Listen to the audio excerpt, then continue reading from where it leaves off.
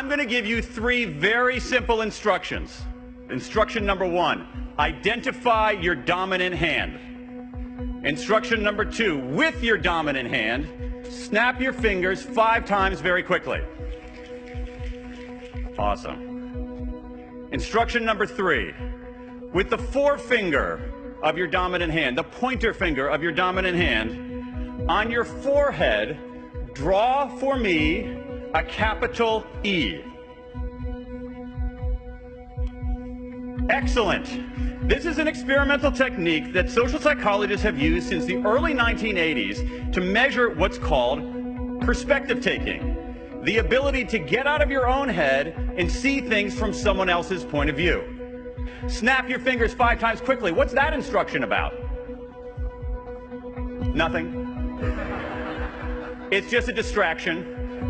Finally, you get to the part that the researchers really are looking for, which is this. There are 2 different ways to draw the E. All right, I can draw it like this,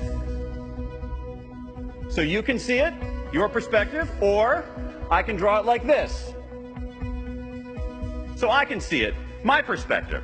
Put people into an experimental setting, control for handedness, make them snap their fingers, ask them to draw an E. What do? Do they take their own perspective? Or do they take someone else's perspective? If you drew the E from your own perspective, it doesn't mean you're a bad person. Because what really matters here is context. In general, the more powerful people feel, the more their perspective-taking abilities degrade. All of you are about to become more powerful. Some of you will begin drawing the E differently than you drew it today. If you gradually lose the ability to see the world through another's eyes, all the experience and expertise you've accumulated will melt into a puddle of unrealized potential. But if you work to balance power and perspective taking, you'll become a more effective leader because you'll offer reasons beyond "I said so" for why anybody should follow you.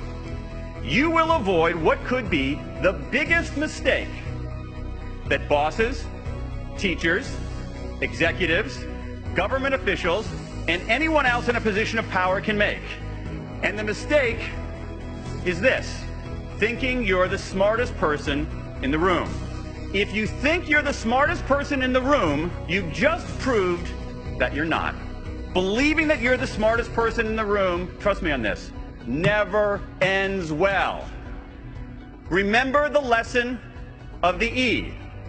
Argue like you're right, but listen like you're wrong. Use your power, but sharpen your perspective taking.